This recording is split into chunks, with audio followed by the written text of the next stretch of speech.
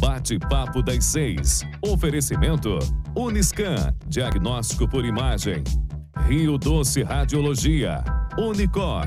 Conquiste e proteja seus bens com a Pagoto Corretora de Seguros e Consórcio. Seguro e consórcio de tudo para todos. Peça sua cotação.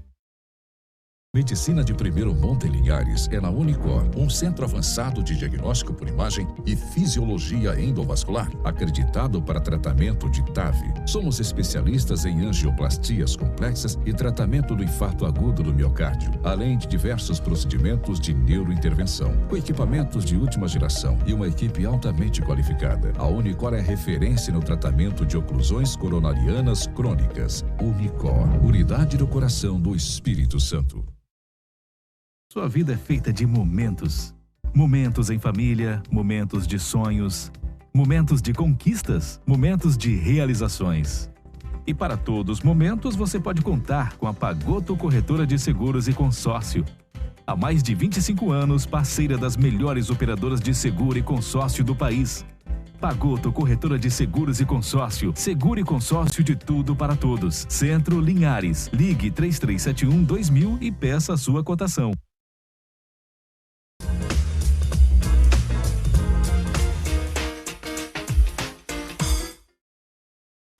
Meus amigos, começa agora o nosso bate-papo das 6, né? Primeiro programa da semana, nesta terça-feira, trazendo um tema importante para a gente discutir, como você sempre acompanha aqui, sempre de terça a sexta, das 18 às 19 horas, uma hora de conversa, de boa conversa, de assuntos relevantes, importantes, para você saber mais e interagir conosco também, tá bom? Através do nosso WhatsApp. Antes de cumprimentar os nossos convidados e apresentar o tema desta noite, a gente dá um pulinho lá fora, vamos dar uma espiada como é que está o movimento. No sentido norte, aqui na BR-101, já é escuro, né? Já é noite, aqui na nossa bela cidade de Linhares, trânsito fluindo tranquilo aqui no trevo de acesso aos bairros São José, Palmital, em direção a São Mateus, para quem segue para lá, e no sentido inverso também, o trânsito fluindo tranquilo, apesar às vezes, do movimento intenso nesse comecinho de noite, né? Agora, quem veio da região sul para o norte, aqui também na ponte Joaquim Calmon, na entrada da bela cidade de Linhares, essa panorâmica aí, também bem tranquilo, né, o movimento nesse começo de noite. Esperamos que continue assim. Quem nos acompanha também pela rádio, vai com cuidado aí ao volante, tá bom? Gente, olha, hoje aqui no nosso programa a gente vai discutir um assunto importante, né, o papel do judiciário nas ações de improbidade administrativa. Vamos falar um pouco de direito, né, tomar aqui um pouco o tema das quintas-feiras que você já está acostumado com a doutora Amanda Casagrande, doutor Tiago, e conversar um pouco aqui no programa desta terça-feira, recebendo 3 convidados especialistas em direito aqui. Ao meu lado está o advogado, né, ex-juiz do TRE, procurador do Estado também, doutor Rodrigo Júdice. Boa noite, doutor Rodrigo, bem-vindo. Boa noite, Cláudio, um prazer estar aqui. Prazer todo nosso, bem-vindo aqui para um bate-papo. Obrigado. Conosco também a doutora Mariana Fernanda Belic, especialista em direito administrativo também, vinda a Linhares, bem-vinda. Muito obrigada, boa noite, tudo bem, Cláudio? Boa noite, tudo jóia. E aqui também conosco está o doutor Ludgero Liberato, né, advogado, mestre em Direito, com ampla atuação também em Direito Eleitoral, né, doutor Ludgero? Bem-vindo aqui ao nosso programa. Cláudio, boa noite a você, boa noite a todos os telespectadores. É uma honra para mim, muito obrigado pelo convite, estar com vocês. Tá, jóia. Gente, nós vamos aqui destrinchar, né, o direito, que parece... É uma grande ciência, uma ciência muito ampla, né, doutor Rodrigo e doutora Mariana, e que mexe com a vida de todos nós, né? É importante a gente se inteirar, saber um pouquinho de cada coisa para que a gente possa realmente buscar os seus direitos, né? Verdade, Cláudio. Interessante sua introdução, porque o direito, a linguagem é tão complexa que afasta muitas vezes o cidadão. O cidadão comum tem dificuldade de compreender o nosso universo, né? Então a nossa linguagem ela é hermética, é uma linguagem diferente. A ciência, né, exige muitas vezes que essa linguagem seja tratada com algum tipo de esmero especial. Só que o cidadão comum, que ao final e acaba recebe a resposta do Poder Judiciário, ele precisa compreender, né, o nosso universo. E o nosso papel como advogado, muitas vezes, é traduzir esse universo tão complexo. E hoje o tema que nós fomos convidados mexe com a vida de todos nós, que é justamente a ação de improbidade administrativa. O que vem a ser improbidade? Não se trata, por exemplo, de uma ação penal, onde alguém é condenado por um crime. Não se trata de uma ação cível, porque cometeu algum deslize na sua atividade econômica, não pagou uma dívida. Mas sim de comportamentos, muitas vezes, levados a efeito por um gestor público, alguém que transita com o poder público, lesando o erário público. Por isso que, em 1992, no auge daquela crise do impeachment do Collor de Mello, o Congresso Nacional aprovou a Lei de Improbidade Administrativa para punir, né, os maus gestores. E hoje nós estamos diante de uma realidade nova. Essa lei ela foi modificada recentemente pelo Congresso, sancionada pelo presidente da República, trazendo inovações que mexem no dia a dia da sociedade. Pois é, doutora Mariana, a lei de improbidade, que, como disse o doutor Rodrigo, mexe com toda a população e traz, às vezes, situações complicadas, né? Porque, às vezes, por exemplo, gestores, né, acabam processados, inviabiliza, às vezes, uma gestão, né? O camarada ganha a eleição aqui a gente cita o caso dos prefeitos, governadores, etc., e acaba trazendo uma série de transtornos para os munícipes, né, para os moradores, a população. Sem dúvida, Cláudio. Na verdade, eu acredito que essa alteração trazida pela Lei 14.230, no final de outubro, ela foi necessária. Não por conta das previsões da lei no seu texto original, né, que faz quase 30 anos, mas por conta da aplicação, da atuação dos que detinham a legitimidade para propor esse tipo de ação, e que, enfim, criavam um cenário muito temerário para os gestores públicos no geral, agentes públicos, servidores, e afastava o bom gestor da atividade pública, né? Então é muito importante trazer algumas alterações.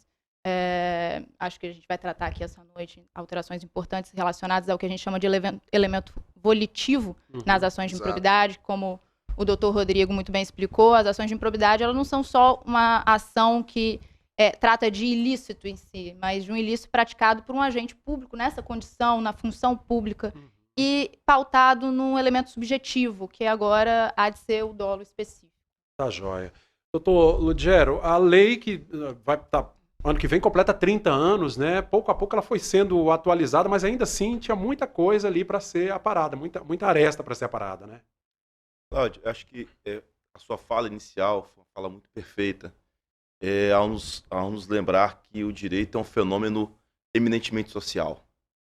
Você mencionou que está cercando a população, e ele cerca a população de uma forma muito peculiar, de uma forma muito própria. Que forma é essa? Cada cidadão, se nós pudéssemos fazer uma enquete a cada cidadão e perguntássemos como ele acha que o país deve prosperar, como ele acha qual a receita para que nós, cidadãos, sejamos felizes, possamos ter emprego, possamos ter comida e acesso, e que as coisas públicas sejam bem cuidadas, cada um deles vai ter um caminho diferente, nós temos visões diferentes.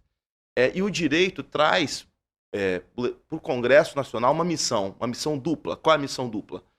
De entender aquilo que a sociedade quer e, ao mesmo tempo, compatibilizar isso com aquilo que os estudiosos do direito fazem nas universidades. Porque muitas vezes o anseio da sociedade é um anseio que é pouco racional. Às vezes o nosso anseio como cidadão é de uma punição, às vezes, muito rápida, uma punição feita com base, muitas vezes, no julgamento que nós tomamos no momento de emoção, no julgamento que nós fazemos até mesmo um julgamento precário, e o Congresso Nacional, primeiramente, e o Judiciário, depois, tem uma missão de tanto de pegar aquilo que foi sentimento da população, que foi submetido a uma votação, foi transformado em lei. Nesses 30 anos da Lei de Improbidade, o que nós observamos e por que nós tivemos essa mudança? Nós tivemos um anseio da população, lá na década de 90, como o Rodrigo colocou, de um combate muito severo à imoralidade, muito severo ao mau uso do direito público. Isso era um clamor, né? Era um clamor atual. Só que a forma com que essa lei foi interpretada, e aí nós podemos dizer, não só por opinião própria, tá? Assim, nós temos aqui, inclusive, opiniões diferentes sobre diversos pontos, mas pelas decisões que eram proferidas pelas cortes superiores, nós tivemos uma série de entendimentos que ao longo dos anos se passaram desproporcionais. Então, vou citar já introduzindo parte dessas mudanças. Você tem um gestor público, algum cidadão, vamos tirar o nome de gestor público, que parece que é alguém distante.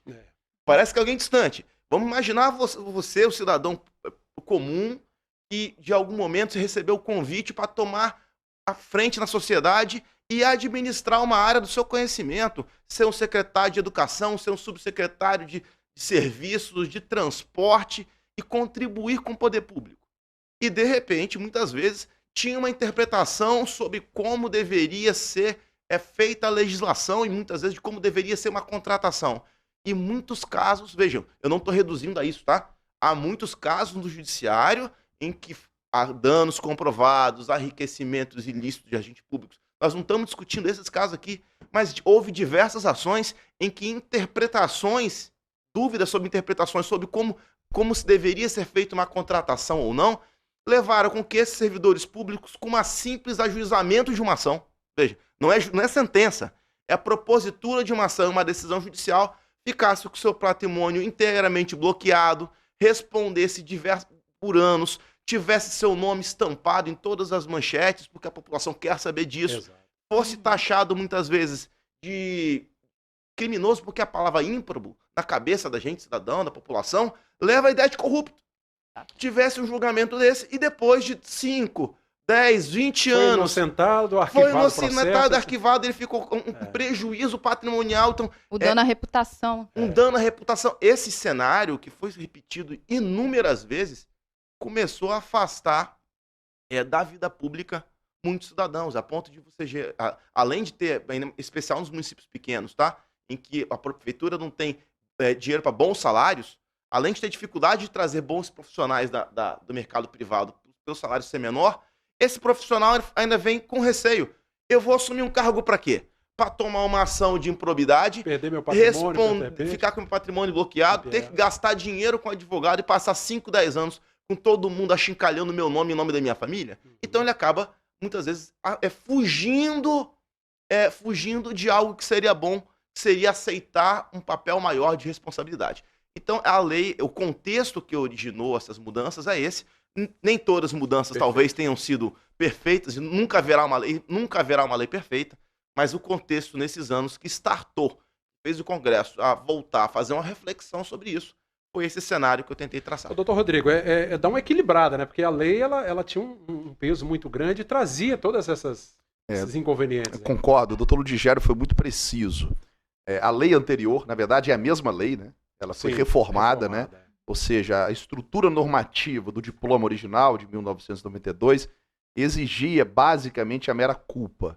Ou seja, havia um conhecimento sobre a matéria, né, um conhecimento sobre a legislação, parte dos doutrinadores e da própria jurisprudência, de que não era necessário, isso foi firmado em jurisprudência, a comprovação do dolo específico, a intenção de lesionar ou lesar o erário público, né? A nova legislação, a doutora Mariana depois pode falar até com mais clareza, exige o dolo específico, semelhante às ações penais. A vontade, o desejo né, o ímpeto, né? O ímpeto de lesar o erário público. E o conceito, né, de improbidade administrativa do diploma original trazia consigo palavras vagas, conceitos vagos, o que dava uma margem de interpretação muito grande para o Poder Judiciário. Muito subjetivo. Lesão a princípios da administração pública. Né? Toda vez em que um membro do Ministério Público, autor da ação, por base no seu conhecimento, com base na sua história de vida e com base nos estudos que realizou ao longo da vida, interpretasse um ato do gestor público e assim o considerasse episodicamente como lesivo a um princípio constitucional, na visão dele particular, esse caso concreto poderia gerar, né, poderia legitimar a propositura de uma ação de improbidade. O que isso gerou ao longo dos anos? Poderia dar um exemplo claro aqui, se vocês me permitirem, né? Eu conheci eu lidei com uma demanda, depois eu acabei declinando dela, né? Indiquei um colega advogado, em que um gestor de um hospital renomado da Grande Vitória, um homem extremamente sério, né? Que exercia a medicina particular, ele foi acionado numa ação de improbidade e condenado, porque dele foi exigido que fosse batido ponto. Sendo que, como que um diretor de um hospital extremamente pujante, um fluxo enorme de médicos e de funcionários, de pacientes ao longo do dia, gestor esse que trabalhava 24 horas por dia, não tinha horário para entrar nem para sair, e que, obviamente, em algum momento do dia, ele tinha que exercer a sua atividade liberal. Se fôssemos hoje analisar friamente esse caso, tecendo ele em detalhes, talvez esse médico tivesse direito até a ser indenizado pelas horas extras de ter trabalhado nos finais de semana. Mas a interpretação que foi dada, base na lei antes da reforma... Uma lei rígida, né? Exato. É que o fato dele não ter batido ponto...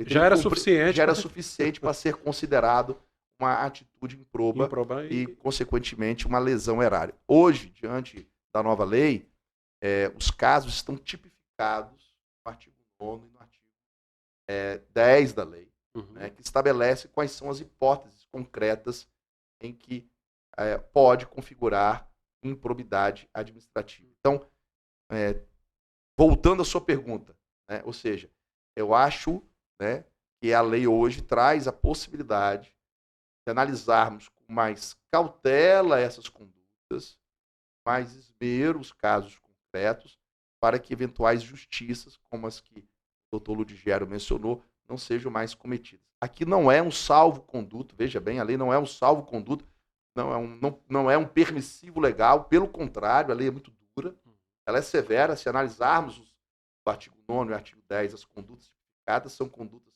que realmente merecem repressão, mas ela estabelece um filtro, ela estabelece, digamos, a possibilidade do julgador, do juiz, né, ter mais critérios objetivos para analisar a conduta, e aí sim, né, diante da instrução probatória, que a própria lei, inclusive, exige uma instrução probatória mais rigorosa do que a anterior. Como deve ser em outras áreas do direito. Como, por exemplo, no direito eleitoral, direito né, as ações eleitorais que tramitam perante os tribunais regionais eleitorais, quando se fala, por exemplo, de cassação de mandato, tem que ter compra de voto, a jurisprudência hoje é pacífica, né, e a lei também, que a prova tem que ser robusta, idênea de dúvidas, essa é a expressão. Não basta a mera culpabilidade, uma mera fumaça do bom direito. E outra questão interessante da lei, que talvez seja interessante a gente debater, é que a normativa anterior, o diploma anterior, antes da reforma de outubro desse ano, estabelecia que o perigo in mora era presumível.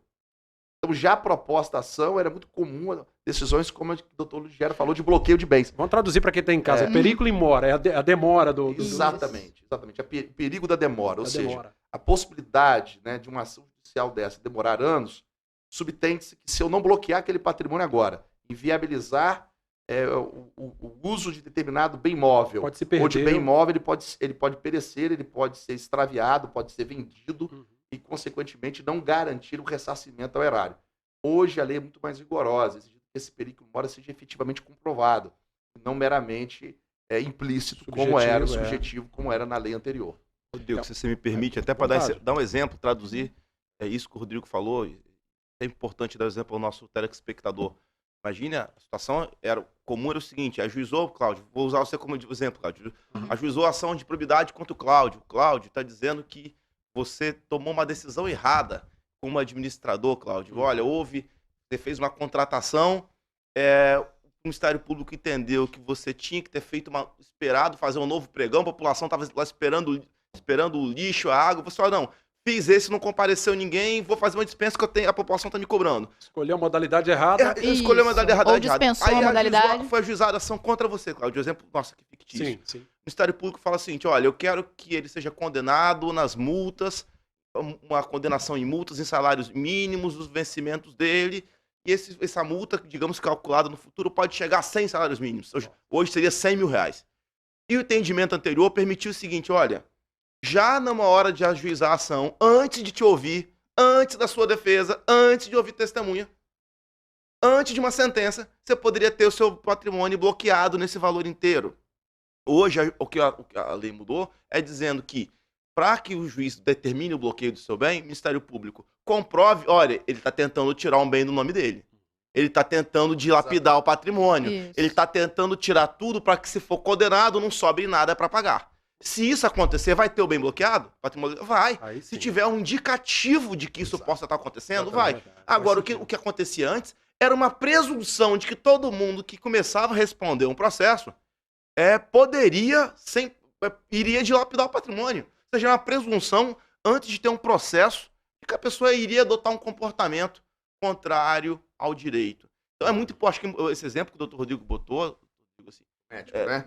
Tanto o exemplo do médico quanto esse caso do bloqueio de bens, sempre muito atuante nessas áreas, muito atuante, né, perante o Poder Judiciário, é um exemplo muito corriqueiro de como esse tipo de... o que a lei tentou corrigir situações como essa. Ou seja, não quer impedir de pessoas que tenham praticado isso tenham patrimônio eventualmente bloqueado caso tentem dilapidar. Ludgero, se me permitir, a lei ela continua, repito, né, estabelecendo penalidades severas. Sim, né? O cerne da lei continua lá. O cerne da lei continua, né? Porque não se trata, repito, de salvo-conduto, uma benevolência do legislador, não. Ela apenas equilibra as relações processuais, colocando em pé de igualdade o autor e o réu, para que haja paridade de armas. O que a gente percebia antes é que não havia paridade de armas, que é um princípio caro do direito constitucional hoje, um princípio que inclusive está no Código de Processo Civil, para que o processo, ao final, seja julgado de forma mais equilibrada. É isso. Ou seja, ela uma lei que destoava mais em relação a outros diplomas? É uma lei destoava, por exemplo. Eu acabei de mencionar o exemplo das ações eleitorais. O doutor Ludgero é advogado eleitoralista, né? Ele pode falar, inclusive, um pouco sobre isso. A minha visão, a minha experiência como juiz eleitoral, pelos 4 anos que estive no TRE, os 2 mandatos, comparando, por exemplo, com as ações de improbidade, deixando claro que a Justiça Eleitoral não julga a ação de improbidade, isso é competência da Justiça. Aliás, isso é interessante, né? Porque, mesmo se tratando de um cargo eletivo, eleitoral, não é a Justiça Eleitoral que julga, né? Nos casos de improbidade. Não, é Justiça comum. Né? São esferas independentes. São esferas independentes. A Justiça Eleitoral julga demandas que envolvem o processo eleitoral. Né? Política partidária, partido, né? Registro de candidatura, né? As ações de impugnação de mandato eletivo, ações que visem cassar o registro ou cassar o mandato de um parlamentar ou de um chefe do executivo. Agora, a gestão em si do poder público, do gestor público, aí é a justiça comum. Justiça comum. Agora, o julgamento de uma ação de improbidade, é relevantíssimo falar isso, uma condenação numa ação de improbidade em segunda instância, com base na lei da ficha limpa, gera a inelegibilidade do candidato por 8 anos. O senhor considera isso um avanço também em relação à legislação? A lei da ficha limpa? Da segunda instância, né? Sim, a lei da ficha limpa ela já vigora há muito tempo, né? Foi uma modificação vinda, inclusive, de um apelo popular. Eu acho que extremamente válido. Concordo com essa sistemática, porque antes, né? Acredito que a opinião do Ludgero hoje talvez seja a mesma, né? Várias críticas naquela época, em 2009, 2010, quando a lei foi editada e promulgada, sobre o argumento de que no direito brasileiro vigora a presunção de inocência, né? A discussão é um pouco parecida com encarceramento após julgamento de segundo grau, que eu não me aventuro falar, deixo para o criminalista, o doutor Ludgero. Mas como se trata de um processo eletivo, cuja improbidade, né, ou a probidade é um critério extremamente válido para que o eleitor escolha alguém, pressupõe-se que alguém que já tenha sido condenado em segunda instância não esteja apto para concorrer a um processo tão importante quanto o processo eleitoral. Então, acho que a lei da ficha limpa, desde 2009, ela presta um serviço relevante para a sociedade. Foi um avanço. Com certeza. Essa última fala, inclusive, ela revela como a ação de improbidade administrativa, ela representa o direito administrativo sancionador no seu grau máximo, né? Porque ela é apta a produzir efeitos tanto na esfera civil como na esfera constitucional, vamos colocar assim, do agente público enquanto cidadão. Os reflexos são tanto em aspectos eleitorais, impacta profundamente. As sanções, inclusive... Perda do direito político. Exatamente. Inclusive as sanções da ação de improbidade, isso tem que ficar muito claro, porque com essa alteração legislativa se fala muito em afrouxamento, né, desse tipo de ação, elas se tornaram mais severas. O que ocorreu, na verdade, foi a necessidade de não se banalizar o ajuizamento desse tipo de ação. Justamente porque as sanções são muito sérias. Elas impactam diretamente na vida do agente público, né? Seja ele pessoa jurídica, inclusive, né? A proibição do direito de licitar e contratar com a administração pública, ela pode representar a morte do CNPJ de uma empresa, exatamente, né? Então, impactando na geração de renda, emprego, exatamente, né? Exatamente. É uma reforma importante. A gente vai continuar falando, gente, sobre esse tema que é muito importante, a improbidade administrativa, uma lei que está prestes a completar 30 anos, passou por uma reforma importantíssima. Agora a gente vai para o primeiro intervalo do nosso bate-papo das 6 dessa noite, falando um pouquinho sobre esse avanço na legislação. Voltamos já.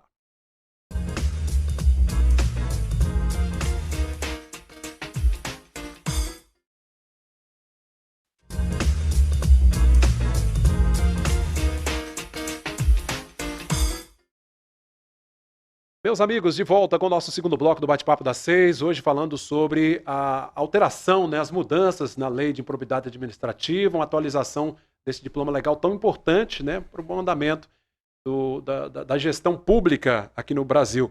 Doutor Rodrigo, agora o impacto, assim, porque a lei eleitoral, né, e a legislação, a lei de improbidade administrativa, está tudo muito interligado, justamente porque assim, trata-se de cargo eletivo, né, um gestor público. Agora, isso tem um impacto muito grande na questão eleitoral. A gente tem exemplos aí de municípios que ficaram sem prefeitos durante um tempo. Isso traz um problema muito sério, né? Agora, a importância do juiz estar equilibrado nessa hora de dar a sentença. Não tenho dúvida. O juiz, ele representa o Estado juiz, né? O Estado, ele não pode fazer justiça com as próprias mãos. O magistrado não pode ser ansioso, por exemplo, em querer, por mais que ele tenha uma visão particular de determinada pessoa, condená-lo, ele tem que analisar com muita cautela. A doutora Mariana falou do impacto, por exemplo, de uma condenação numa ação de improbidade, tornar um gestor inelegível. Eu sou particularmente defensor, né, nas minhas atuações como profissional, de que toda e qualquer postura extremamente severa, do que pertine, por exemplo, gerar uma condenação de alguém, defenestrando essa pessoa da vida pública, somente pode ser colocado em prática a partir de um julgamento extremamente bem analisado. Não é mais possível, por exemplo, analisar com base no que se falava antigamente, né, no clamor social, muitas vezes utilizado como fundamento nas condenações ou nas decisões de índole penal para manter alguém preso. Ou seja, isso para mim é inconcebível. Acho que quando se está diante da vida, da liberdade e do patrimônio de alguém, a nova lei de improbidade, né, o novo diploma que regulamenta o julgamento das ações de improbidade, nos traz esse exemplo. Mas né? esses escândalos de corrupção, por isso, não acaba por contaminar o juiz na hora de julgar e acaba indo nesse clamor popular ou não necessariamente? Então, daí a importância da serenidade do magistrado, daí a importância de que ele se atenha exclusivamente às provas que estão nos autos, né? Muitas vezes, quando se analisa um caso concreto, na primeira oportunidade, ao se olhar, né, as provas de forma preliminar, tem-se a impressão de que determinada postura realmente se configura. Depois que você analisa pela segunda vez, depura com mais cautela sobre os fatos, analisa, por exemplo, os argumentos de defesa, a conclusão que você inicialmente chegou, ela passa a ser outra. Isso chama-se processo de reflexão. Em todo e qualquer momento da sua vida, quando você toma uma decisão, você não pode partir para a conclusão que lhe chega no primeiro momento. É preciso refletir. Então, quando se está diante de uma decisão judicial que impacta na vida, na liberdade, repito, né, em uma decisão que afeta o patrimônio de alguém, a responsabilidade do julgador ou do órgão julgador é muito grande, né? As modificações trazidas são fruto de uma reivindicação da comunidade jurídica, dos estudiosos do direito, que vinham clamando para que a lei de improbidade administrativa tivesse critérios mais objetivos, como foi dito pela doutora Mariana. Por exemplo, na minha visão, era extremamente difícil compreender o bloqueio de bens inaudita altera partes, né, ou seja, sem análise da defesa da parte contrária, pelo simples fato de se presumir o perigo e mora, sem provar, por exemplo, como disse o doutor Ludigero, que efetivamente aquela pessoa está escondendo algum tipo de patrimônio, está esvaindo o seu bem, está utilizando de algum subterfúgio para esconder do poder público determinado imóvel, por exemplo. Né? Há que se ter prova contundente a respeito da conduta que possa gerar o dano ao erário. E ações que têm caráter sancionador, e a lei de probidade administrativa, né, a ação de probidade administrativa, trata justamente disso, ou seja, é uma lei que os autores, né, os doutrinadores caracterizam como uma lei administrativa sancionadora, que se assemelha à ação penal pelas suas particularidades, pela sua seu impacto na vida do gestor público. Inclusive, há uma discussão severa que está sendo tratada agora nos bastidores da academia, das universidades, dos cursos de direito, se a nova legislação ela retroage. E se formos aplicar esse entendimento, ou seja, do caráter sancionador da lei de improbidade administrativa, né?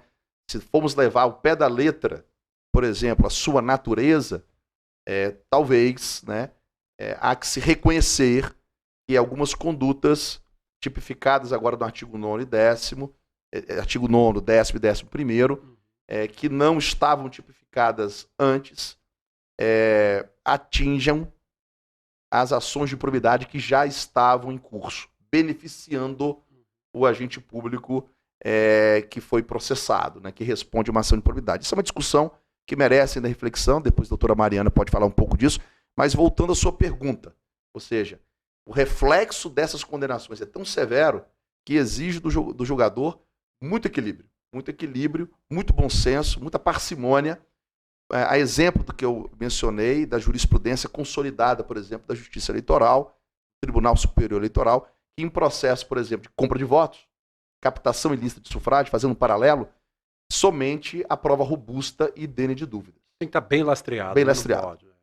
Doutora Mariana, a gente fala da penalidade para o gestor e há de se lembrar que o patrimônio dele isso acaba impactando toda a família, né? É muito amplo isso, né? O impacto dessa legislação. Não, sem dúvida. Em relação a esse pedido liminar de indisponibilidade de bens, o que se via, né, com base no entendimento da jurisprudência, dos tribunais, era não só afetar o bem do agente público que respondia à ação de improbidade por conta de um suposto valor correspondente ao dano causado ao erário, ela englobava todas as sanções que seriam possíveis de ser aplicadas a esse agente. Na verdade, não só esse agente, porque ainda que a lei, em tese, falava da petição inicial individualizar condutas e, por isso, consequentemente, individualizar o dano que cada um poderia ter causado ao erário, as ações de improbidade, o valor da causa, que a gente chama, né? Qual seria o valor do total que estaria abrangido nessa ação, discutido, não só em relação a ressarcimento, quanto às sanções que poderiam ser aplicadas, elas se somavam. Então, por exemplo, numa ação com múltiplos agentes públicos, né, um polo passivo extenso, 10 agentes públicos, as ações elas são milionárias. Eu conheço ações bilionárias.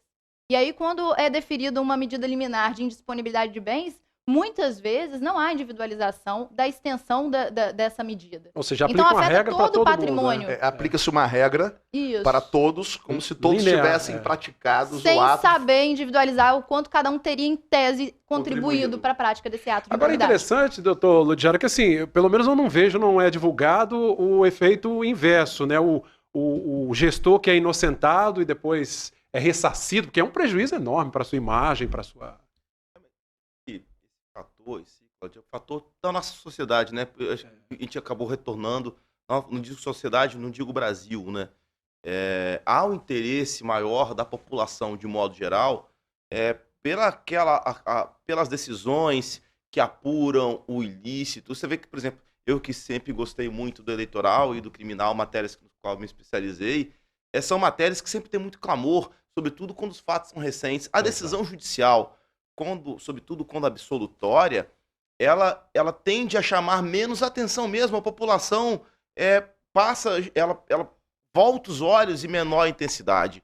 Isso acontece, talvez seja o caso até de uma reforma futura, quem sabe de se obrigar a dar, no mínimo, a mesma visibilidade que foi dada a uma decisão absolutória, aquela notícia inicial que apontava uma possível irregularidade. Veja que aqui nós estamos tratando de um tema muito sensível, né? Porque a liberdade de imprensa e de informação é um valor essencial à nossa democracia. Não existe democracia sem essa liberdade de imprensa. E a imprensa noticia normalmente mesmo as ações que são promovidas pelo Ministério Público. A população tem interesse e isso ganha visibilidade. Aí talvez tenhamos que caminhar no futuro para que, quem sabe, um dia a lei obrigue a dar a mesma visibilidade pelo mesmo número de episódios, pelo mesmo tamanho, as decisões que inocentam. Mas aí eu só queria puxar um outro ponto, só retomando parte do que o Rodrigo disse, o papel do juiz, que é importante mostrar para a população que essas decisões não são simples. Dizer que se existe prova robusta ou não, nós podemos botar 3 julgadores diferentes e nós vamos ter decisões diferentes sobre isso. Vai ter um juiz de primeiro grau que às vezes entendeu que não tinha prova suficiente. O Ministério Público recorre num tribunal por 2-1, se entende que tem prova suficiente. E essa dificuldade é a dificuldade que, ao mesmo tempo, é a beleza do direito, que é a dificuldade sobre como se reconstruir fatos passados. Nem tudo que acontece no dia a dia é flagrado por uma câmera no meio da rua, que dá uma imagem perfeita do que aconteceu. Essa reconstituição é feita muitas vezes com depoimentos. Às vezes o depoimento de uma testemunha é mais crível, outras vezes é menos crível. Às vezes tem mais contradição, tem menos contradição. Então é importante mostrar para a população isso, porque muitas vezes a população critica muito o magistrado quando dá uma decisão condenando quem a população imaginava que deveria ser absolvido, ou absolvendo, inocentando quem a população achava que deveria ser condenado, e mesmo para quem analisa os autos, para quem lê as provas, chegam a resultados diferentes. E é por isso que hoje, por exemplo, pergunta-se, Gero, por que nessas decisões lá do Supremo Tribunal Federal, por que os ministros, hoje em dia, sobretudo depois da justiça, fazem votos tão longos? Porque a exigência de fundamentar como ele construiu o raciocínio dele, de como um juiz chegou à conclusão se o fato ocorreu ou não, porque ele acha que tem que ter uma pena A ou B ou ser inocentado. Tem que explicar o voto dele. Tem que ser explicado para dois controles. Primeiro, que é um controle judicial, que é feito dentro do processo. Ou seja, é o advogado, é o Ministério Público quem vai recorrer dessa decisão e pedir que um outro tribunal, numa instância superior, refaça o julgamento para dizer, olha, ele não avaliou bem. E o outro é o controle social. E outro é o controle social. E esse controle social existe e cada vez melhor. Hoje, nós aqui, a imprensa, a sociedade, nós discutimos as decisões judiciais. É mais fácil perguntar, a gente brinca hoje, para a população quem são os 11 ministros do Supremo, ele tem mais chance de acertar os 11 ministros do Supremo do que os 11 titulares da seleção. Cláudio, da seleção brasileira. E pegando o gancho no que o Ludigero falou, é muito importante a população compreender que o magistrado ele não tem que ter vergonha de, muitas vezes, ser a voz contra-majoritária. A essência da democracia é, muitas vezes, o juiz ter a coragem de ir contra a unanimidade ou contra o que a maioria da população espera de um magistrado.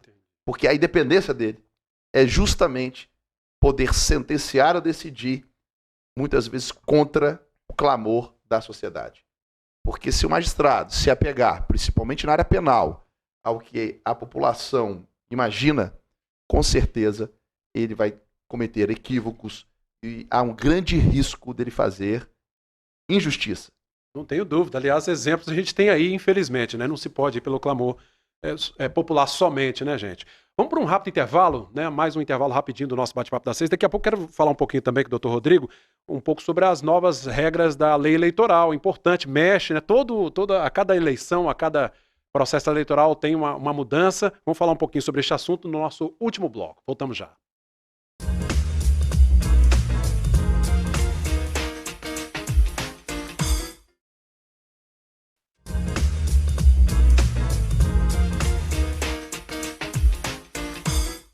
Voltamos com o nosso bate-papo das 6, né? Já estamos de volta. O que a gente estava conversando aqui no intervalo, voltamos rapidinho, né? Para o nosso último bloco dessa conversa de hoje. Muito bacana, aprendendo muito aqui sobre direito. Em casa, certamente você também. Falando sobre o papel do judiciário nas ações de improbidade. Vamos falar um pouquinho agora também sobre legislação eleitoral, né? A legislação política que mexe com toda a nossa vida. Ano que vem teremos eleições diretas, né, doutor Rodrigo? Claro. E é preciso também estar de olho, porque assim, a legislação, a cada pleito, ela tem algumas mudanças, né? Tendo em vista que é obrigatório que as modificações da lei eleitoral ocorram um ano antes, para que entre em vigor na próxima eleição, o Congresso Nacional agora aprovou algumas reformas da lei eleitoral, reformas interessantes, por exemplo, o voto atribuído às mulheres e ao negro, né, que vem a se candidatar, ele, para efeito de cômpito de recursos do fundo partidário, ele vai contar em dobro. Olha que interessante. Vai contar em dobro. Isso é uma forma de estimular a candidatura feminina e toda uma discussão das candidaturas laranjas, né? Existe uma cota hoje, né, anterior à última reforma, que exige que 30% das candidaturas dos partidos sejam de mulheres. Sejam de mulheres, mas muitas vezes isso é burlado, né? As mulheres se candidatam apenas pro forma e muitas vezes nem se empenham no processo eleitoral. Essa modificação, na minha visão, ela estimula mais do que a própria candidata, do que a própria cota, né? Porque atraindo mais recursos para o partido, isso, de certa forma, vai estimular a candidatura feminina. Trazer um engajamento maior das mulheres. Agora, são várias as modificações, o doutor Ligero pode falar delas com mais propriedade do que eu. Foi criada a Federação de Partidos, né? A partir do momento em que foi proibida a coligação partidária, né? Esses partidos não estavam conseguindo atingir o quociente eleitoral suficiente para captar recursos do fundo eleitoral. Por consequência disso, né, esses partidos seriam extintos ou teriam que se unificar a outros. O que fez o legislador? Né? Como uma boia de salvação desses partidos do mar eleitoral, criou a Federação de Partidos. Né? Esses partidos agora eles podem se unir, não é uma coligação, porque a visão programática tem que ser a mesma, respeitada a independência pontual de cada partido, mas o programa tem que ser o mesmo, da federação, de todos que se uniram naquele conglomerado de partidos. Né? A federação vai durar 4 anos, então não é apenas por uma eleição, e a tendência natural para que esses partidos, né, sobrevivam seja ao final desses 4 anos. Eu espero isso, particularmente como cidadão, que esses partidos se unifiquem. Mas se podemos falar de uma modificação que vai impactar no processo eleitoral ano que vem, maior do que essas, Cláudio, justamente a modificação da lei de improbidade administrativa. Conversávamos aqui, né, antes, né, no intervalo, sobre as consequências se o judiciário do STJ, o Superior Tribunal de Justiça, ou o Tribunal Superior Eleitoral, compreender que a nova regra estabelecida pela Lei 14.230, ela retroagir. Ou seja, candidatos ou pretensos candidatos que hoje estão inelegíveis por conta de uma condenação em ação de improbidade, talvez possam concorrer na próxima eleição. Né? Já vai ter um... Como eu falava no bloco anterior, né, nós estamos tratando de uma lei que envolve direito administrativo sancionador. Há jurisprudência do Superior Tribunal de Justiça, de ministros renomados, né, que entendem que na ação de improbidade, quando há algum tipo de modificação, não somente na lei de improbidade, mas leis semelhantes, são sancionadoras, né, leis com a mesma característica da lei de improbidade, havendo modificação legislativa, suprimindo determinada conduta, como lesiva ao erário, por exemplo, aquele que já responde uma ação pretérita, que foi condenado. É beneficiado. É beneficiado. E se isso for realmente aplicado, né, você me falou das reformas que estão em curso e as que foram aprovadas, talvez essa, né, Ludigero, seja o maior impacto no processo eleitoral do ano que vem, né? Nós, desde a lei da ficha limpa, em 2010, a existência de uma decisão em ação de improbidade, uma decisão colegiada, ou seja, uma decisão já da segunda instância, é suficiente para que algum candidato seja declarado inelegível e não possa concorrer. Já está sendo aplicado. Uma outra situação, e aí a Mariana, aqui talvez a gente possa falar melhor que eu, que atua muito perante o Tribunal de Contas, aquelas reprovações de contas do Tribunal de Contas. Se configurar também ato de improbidade, também torna inelegível. Quando você diminui o conceito do que pode ser considerado improbidade, você faz também com que muitas decisões dos tribunais de contas não impeçam mais candidaturas. Então, talvez a grande mudança que haja, acho que o Rodrigo funcionou muito bem, mas talvez a grande mudança que ocorra seja os impactos de como os juízes em primeiro grau, de como os tribunais primeiro, depois de como as cortes superiores vão interpretar essa mudança. Talvez a Mariana consiga até explicar um pouco melhor essa retroatividade, e depois eu falo, se for que se der tempo ainda, sobre essas mudanças aí do fundo. Tá joia. Doutora Mariana, Exato. à vontade. Em relação à retroatividade dessas inovações trazidas pela Lei 14.030, na verdade, seu artigo 1º, parágrafo 4º, é muito explícito em dizer que as ações de improbidade administrativa vão ser aplicados os princípios constitucionais de direito administrativo sancionador. E, de acordo com a jurisprudência do STF, do STJ e o entendimento quase que unânime dos juristas, né, que inclusive já expuseram algumas reflexões sobre essas alterações, é que dentre esses princípios está o da retroatividade da norma mais benéfica. E aí o impacto seria muito grande, por exemplo, quando você avalia a questão da previsão da prescrição intercorrente que foi trazida na Lei 14.230, Existe agora uma unificação do prazo prescricional, tanto para a propositura da ação, de 8 anos, a partir dos fatos. Isso é até uma discussão, seria do conhecimento dos fatos, mas a lei é explícita, falando que é a partir dos fatos. E uma vez interrompida essa contagem de prazo, desse prazo de 8 anos, e ela se interrompe em possibilidades taxativas também na nova lei, que é a propositura da ação, a sentença de primeiro grau, né, condenatória, tem que ser de procedência, a reforma dessa sentença de improcedência ou a manifestação no acórdão de segunda instância, ou seja, nos tribunais de justiça, nos tribunais regionais federais, o acórdão nos superiores tribunais, né, o STJ, o STF, são essas causas que interrompem. Uma vez interrompida a contagem desse prazo, que a gente chama de intercorrente, ou seja, no curso do processo, ele é reduzido pela metade. Olha só. Então, o prazo prescricional é de 4 anos. E, na prática, as ações de improbidade são ações muito morosas, né? São bem demoradas. Eu tenho conhecimento de ações de 20 anos, 10 anos, e que ainda não tem sentença. Então, há um impacto muito grande. O outro impacto em relação à retroatividade, né, das normas introduzidas pela essa alteração legislativa seria na questão da mudança da dosimetria e das sanções que estão previstas. Por exemplo, o tipo que era mais aberto na lei, na sua redação original, era justamente, como o doutor Rodrigo muito bem pontuou, a questão da violação de princípios que regem a administração pública. Agora, houve uma alteração que os casos que vão configurar atos de improbidade, eles são taxativos, ou seja, o artigo 11, ele faz uma breve introdução. Antes do caput, ele já falava em atos que iriam violar o princípio da legalidade, moralidade, enfim. Ele era muito mais aberto, Agora está bem definido. Agora ele está bem definido nos incisos, exatamente, quais são as hipóteses de violação de princípio. E é curioso que no artigo 12, inciso 3, não há mais a previsão da suspensão de direitos políticos, como uma sanção.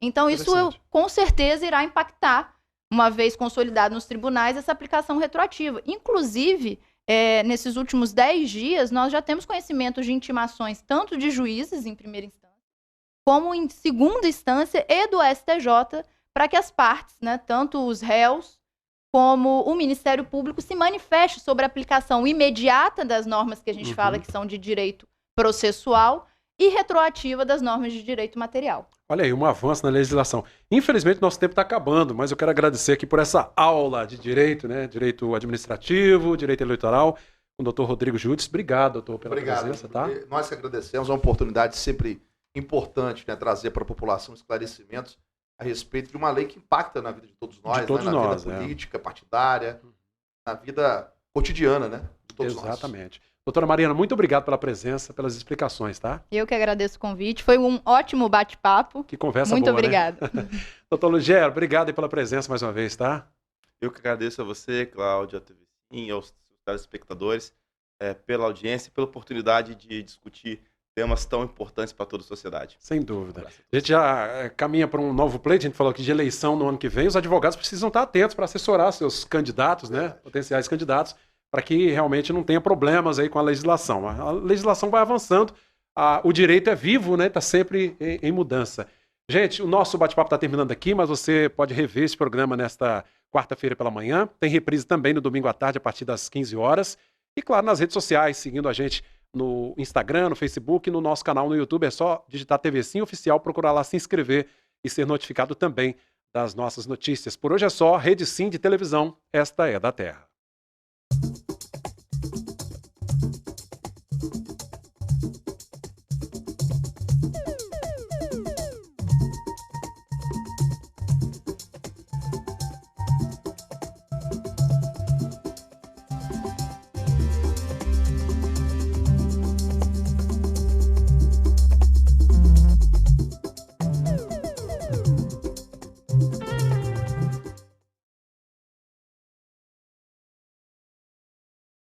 Bate-papo das 6. Oferecimento Uniscan, diagnóstico por imagem.